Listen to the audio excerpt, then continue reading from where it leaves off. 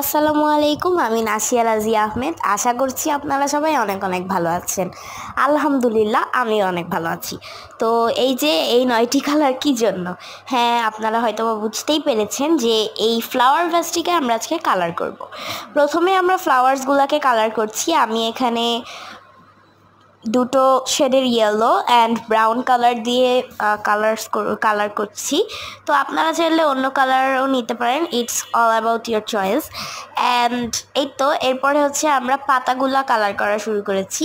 পাতায়ও ঠিক একইভাবে আমি গ্রাস গ্রিন এবং ডার্ক গ্রিন নিয়ে নিয়েছি। অ্যান্ড আমার কালার্সগুলা যদি বলতে একটু প্রবলেম হয়, মানে কালার্সগুলো যদি উল্টোপাল্টা হয়ে যায়, ক্ষমা সুন্দর দৃষ্টিতে দেখবেন। আমি যেটা আগের ভিডিওতেও বলেছি, কারণ আমি সচরাচর কোনো ভিডিওতে এরকম ভয়েস দেই না।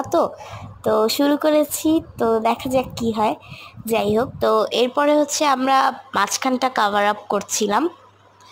অ্যান্ড এই তো এখান থেকে আমি খেয়াল করলাম যে আমার ভিডিও এডিটিংটা একটু খারাপ হয়ে গিয়েছে। তো ক্ষমা সুন্দর দৃষ্টিতে দেখবেন, যেটা আমি গত ভিডিওতেও বলেছি।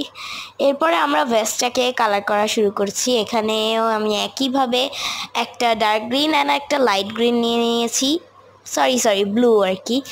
এরপরে হচ্ছে আমরা ডার্ক রেড অ্যান্ড এটা ব্রাউনিশ টাইপসের মনে হচ্ছে, বাট এটা actually dark red and light purple নিব। এই দুটো একসাথে মিক্স করব। ওকে, দেন হচ্ছে আবারও একই ওয়েতে আমরা এটাকে কালার করে ফেলবো। তো এরপরে লাস্টলি আমরা হচ্ছে আউটলাইন করব।